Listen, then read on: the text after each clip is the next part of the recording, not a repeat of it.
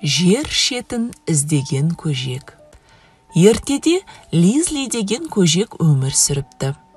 Бір күні күннің батқанына қарап отырып, Лизлиге осы жердің шеті қайда екен-ау деген ой келеді. Жатарда анасы оған қызықты ертегі айтып береді. Бірақ Лизлидің ұйқысы келмей қояды. Біресе оң жаққа, біресе сол жаққа аунап, мазасы қашады. Өйткені бағанағы жердің шеті қайда екен деген ой оған ұйқы бермей қояды. Сөйтіп, ол таң атқанша ойланып, ұйықтай алмайды. Ертеңіне Лизли сұрағының жауабын табу үшін жолға шығып кетеді. Лизли жердің шеті сол үйдің қасындағы жотаның артында болу керек деп ойлайды. Өйткені күн сол жақта бататын. Кішкентай көжек бар күшін салып, жотаға жүгіріп барды. Бірақ өкінішке орай жердің шеті ол жерде емес еді. Жота әрі қарайда жалғасып жатты. Сөйтіп, Лизли не істерін білмей отырғанда алдынан сары шұнақ шыға келеді. «Сұр көжек, не іздеп жүрсің бұл жерде?» дейді сары шұнақ.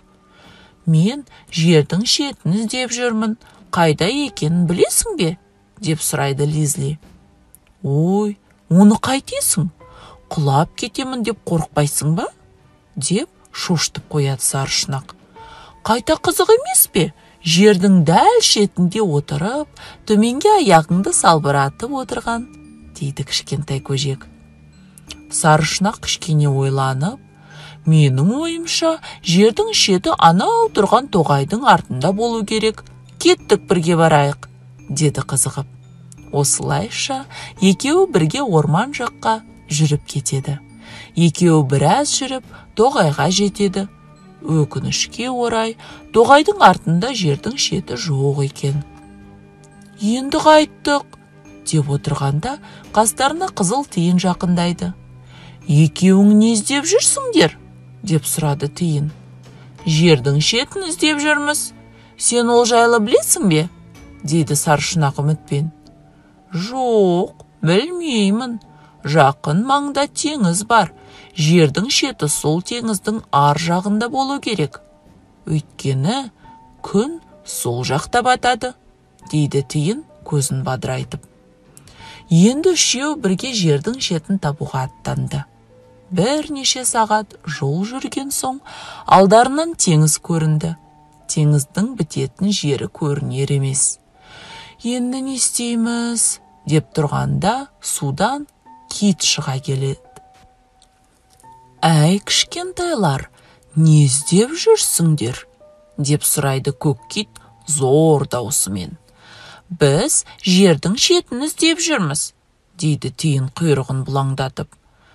«Иә, қызық екен, ол туралы еш ойланбаппын», дейді көк кит су бұрқыратып. Көк кит кішкене ойланып, «Кеттік, үстіме отырыңдар, мен де жердің шетін бір көріп қайтайын», деп кішкентай саяхатшылардың қасындағы жартасқа жақындайды. Үш кішкентай жануар жартасқа шығып, киттің үстіне бір-ақ секіреді. Көжек аздап уайымдап, «Байқап жүрсіңізші, жердің шетінен құлап кетпейік», деді. «Қорықпаңдар, абай боламын.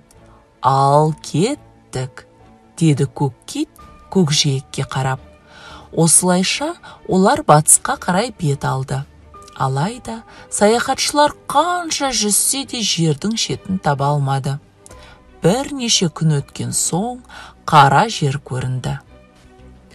Барлығы теңіз саяхатынан шаршағандықтан жерді көргенде қуанып кетеді. «Алақай!» деп бәрі бірге айқай салады. Тіпті кит те қуаныштан су бүркіп жіберді.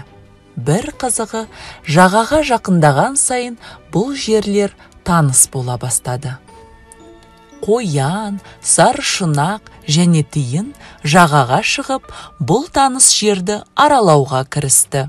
Соңында бұл жер өздерінің мекені болып шығады. Біраз жүрген соң Алыстан Лизлидің үйі көрінеді. Ар жағында жота мен орман да көрініп тұр. Үшеуі таң қалып, сонда біз қайтып мекенімізге келдік пе? дейді. Сарышұнақ кішкене ойланып, иә, біз айналып елімізге қайта келдік. Жердің шеті болмағаны ғой сонда. Бірақ біз қалай мекенімізге қайтып келдік? Деді тиін. Лизли терең ойға түсіп. Өйткені жер домалақ. Сондықтан біз айналып, саяхатымызды бастаған жерге қайтып келдік, деді.